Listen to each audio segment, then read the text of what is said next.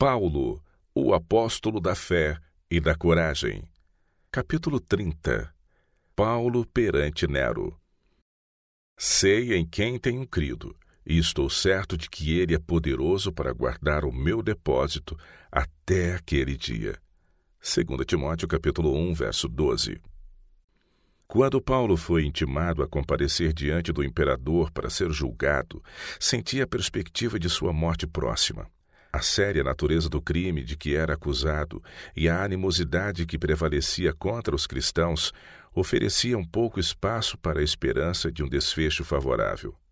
Havia entre os gregos e romanos o costume de permitir a um acusado o privilégio de contratar um advogado para apresentar o seu caso em uma corte de justiça e pleitear em seu benefício. Por força de argumentos, por apaixonada eloquência ou por apelos, rogos e lágrimas, tais advogados logravam muitas vezes assegurar a decisão em favor do prisioneiro, ou, falhando isto, conseguiam abrandar a severidade da sentença. Mas ninguém se aventurou a agir como o advogado de Paulo. Nenhum amigo estava ao seu lado, nem mesmo para registrar um relatório das acusações apresentadas contra ele ou dos argumentos que usou em sua própria defesa. Não houve entre os cristãos de Roma quem viesse para estar ao seu lado nesta hora de prova. O único relato que ficou, e isso referente à sua primeira prisão, é dado nas palavras do próprio Paulo, na segunda carta a Timóteo. Na minha primeira defesa ninguém foi a meu favor. Antes todos me abandonaram. Que isto não lhe seja posto em conta, mas o Senhor me assistiu e me revestiu de forças, para que por meu intermédio a pregação fosse plenamente cumprida, e todos os gentios a ouvissem, e fui libertado da boca do leão. Paulo perante Nero. Quão chocante o contraste! O soberbo monarca, diante de quem o homem de Deus devia responder por sua fé, tinha alcançado o mais alto poder terreno, autoridade e riqueza, bem como as mais baixas profundezas da iniquidade e do crime. Em poder e grandeza, Nero não tinha rival. Ninguém havia que pusesse em dúvida sua autoridade, nem que resistisse à sua vontade. Os reis da terra lhe depunham aos pés suas coroas. Os mais poderosos exércitos marchavam ao seu mando. As insígnias de seus navios sobre os mares significavam vitória.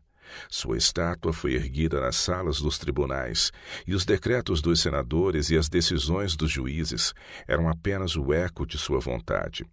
Milhões de súditos se curvavam em obediência às suas ordens. O nome de Nero fazia o mundo tremer. Cair em seu desagrado era perder propriedades, a liberdade e a vida.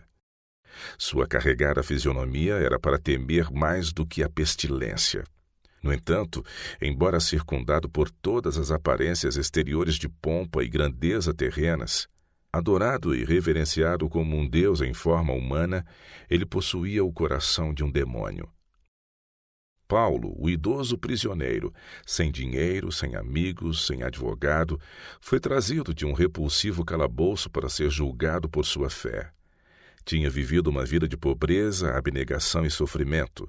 Com uma natureza sensível que ansiava por amor e simpatia, ele havia enfrentado com coragem a representação falsa, a reprovação, o ódio e o maltrato. Esquivando-se com nervoso pavor à dor e ao perigo, suportara destemidamente a ambos. Tinha sido, como seu mestre, um errante sem lar sobre a terra.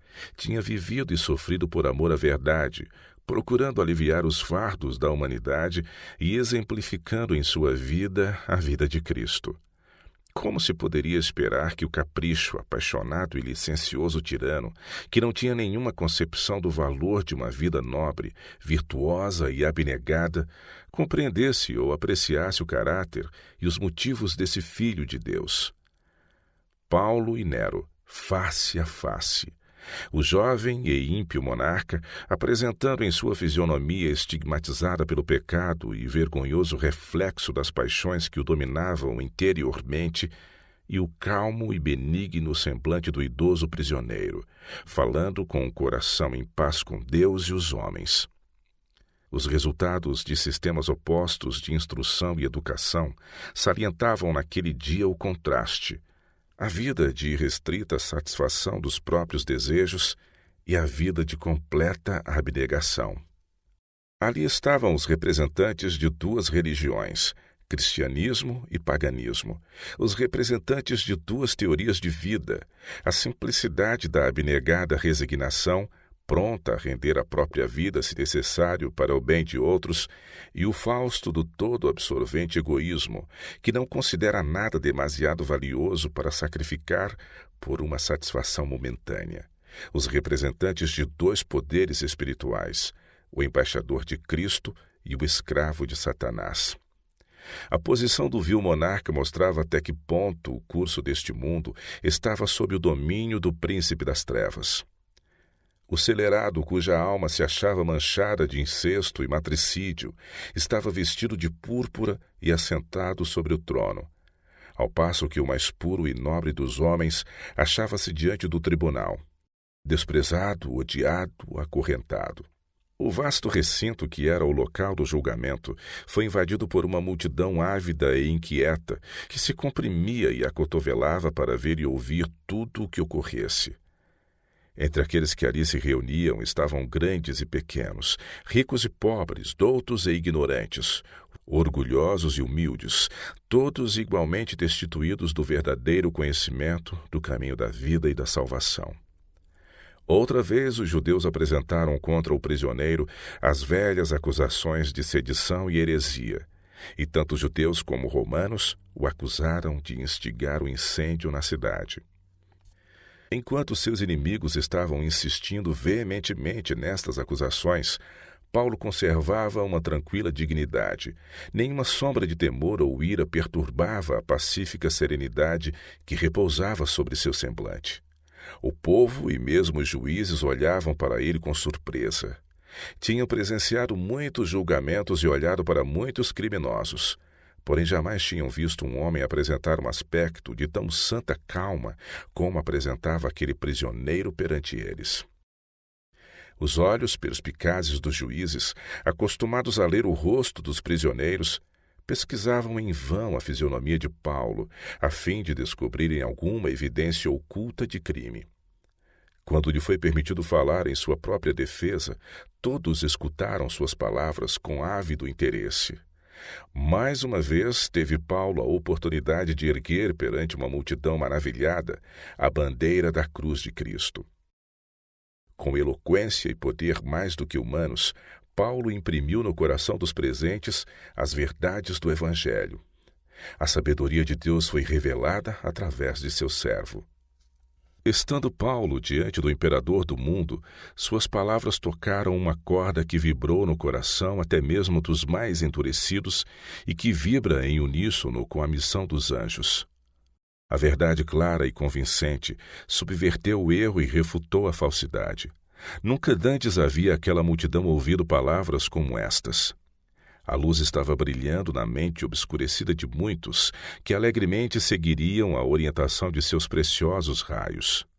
As verdades faladas naquela ocasião jamais morreriam. Não obstante a voz débil e vacilante de um fraco e idoso prisioneiro, estava essa voz destinada a abalar as nações. Era dotado de um poder que viveria através de todas as eras, influenciando o coração dos homens quando os lábios que a pronunciaram estivessem silenciados em uma sepultura de mártir. Contemplando Paulo, a multidão diante de si, judeus, gregos, romanos, juntamente com estrangeiros de muitos países, sua alma se agita com um intenso desejo da salvação deles. Perde de vista a ocasião, os perigos que o cercam, o terrível destino que parece tão próximo.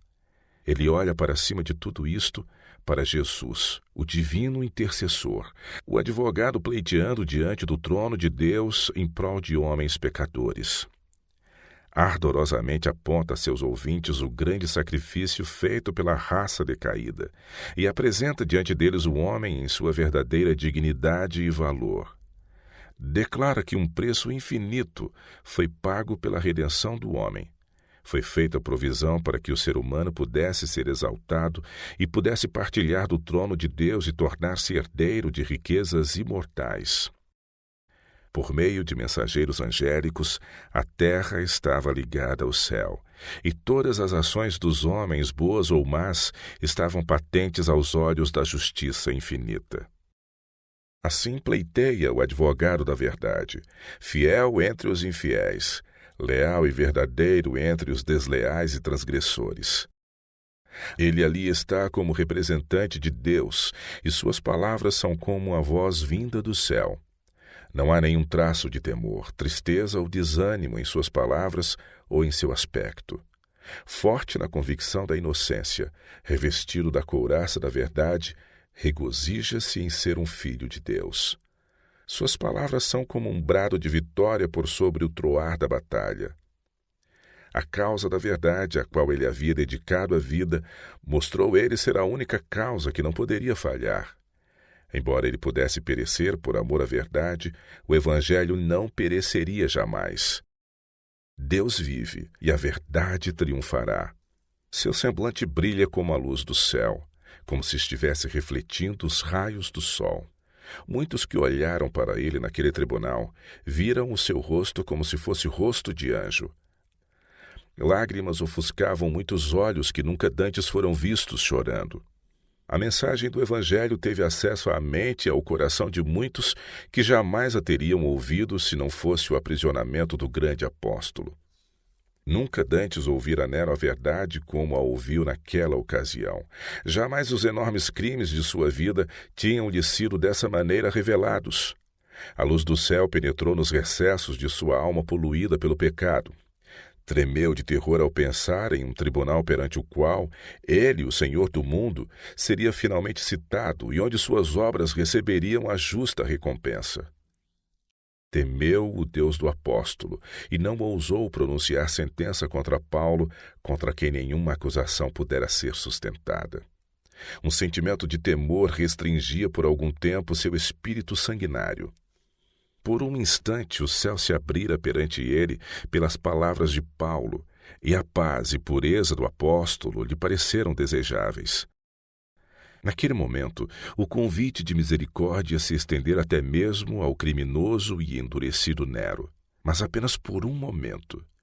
Foi expedida a ordem para que Paulo fosse reconduzido ao calabouço, e ao fechar-se a porta por trás do mensageiro de Deus, a porta do arrependimento se fechava para sempre para o ímpio imperador de Roma. Nenhum raio de luz do céu penetraria de novo as densas trevas que o envolviam.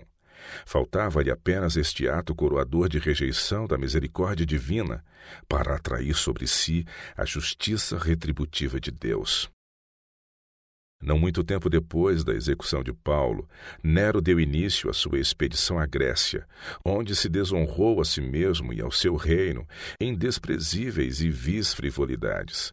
Retornou a Roma com grande pompa e, em seu palácio áureo, rodeado pelos mais infames de seus cortesãos, entregou-se a cenas de revoltante libertinagem.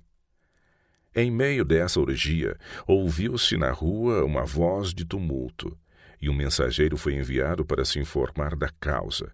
Logo em seguida, ele voltava apressadamente com a aterradora notícia de que Galba, à frente de um exército vingador, estava marchando rapidamente sobre Roma e que uma insurreição havia já irrompido na cidade, estando as ruas cheias de uma multidão enraivecida, ameaçando de morte o imperador e todos os que o apoiavam, e se aproximando rapidamente do palácio. O miserável tirano, tão cruel quanto pusilânime, estava completamente acovardado. Levantou-se da mesa diante da qual estivera banqueteando-se e bebendo, virou-a em seu cego terror e arremessou os mais dispendiosos utensílios até reduzi-los a estilhaços. Como alguém fora de si, ele corria de um lado para o outro, batendo na testa e gritando: "Estou perdido! Estou perdido!" Nessa hora de perigo, ele não teve, como o fiel Paulo, um Deus poderoso e compassivo em quem confiar. Sabia que, se fosse aprisionado, seria submetido a insultos e tortura, e buscava um meio de terminar sua desprezível vida com a menor dor possível. Pediu veneno, mas quando este lhe foi trazido, não ousou tomá-lo. Mandou trazer uma espada, mas depois de examinar o seu gume afiado, também a pôs de lado. Então, disfarçado em veste feminina, saiu apressadamente do palácio e fugiu pelas ruas escuras e estreitas para pôr fim à vida nas águas do rio Tibre. Mas, ao olhar para suas escuras profundezas, outra vez lhe faltou coragem. Um dos seus poucos companheiros que o haviam seguido sugeriu que ele fugisse para uma propriedade rural a alguns quilômetros de distância, onde poderia encontrar segurança. Escondendo o rosto, montou num cavalo e conseguiu escapar. Enquanto o imperador estava ingloriamente fugindo por sua vida, o Senado romano, encorajado pela insurreição e a aproximação de Galba, aprovou um decreto declarando Nero inimigo da pátria e condenando-o à morte. Sendo a notícia desta decisão levada a Nero por um dos seus companheiros, o monarca indagou que espécie de morte devia sofrer, e foi-lhe dito que ele seria despido, amarrado pela cabeça ao pelourinho e açoitado até a morte. O monstro, que havia se deleitado em infligir sobre os cristãos as mais desumanas torturas, estremeceu de horror ante o simples pensamento de suportar ele mesmo tal agonia. Lançou mão de um punhal e outra vez tentou criar coragem para cravá-lo no coração, mas a ponta do instrumento era tudo o que ele podia suportar. Ao atirar a arma de lado com um gemido de desespero, ouviu-se a aproximação de cavaleiros. Seu esconderijo fora descoberto. Alguns momentos e ele estaria em poder de seus inimigos. De novo aterrorizado ante o pensamento de tortura e suicídio, ele ainda hesitava e foi compelido finalmente a pedir a um escravo que ajudasse sua mão trêmula a forçar a arma contra a garganta. Assim pereceu o tirano Nero, na curta idade de 32 anos. Deus, em sua infinita misericórdia, suporta longamente os transgressores de sua lei. Nos dias de Abraão, o Senhor declarou que os idólatras amorreus deveriam ser poupados até a 4ª geração, porque a medida de sua iniquidade ainda não estava cheia, e ele não daria ordem para a sua destruição.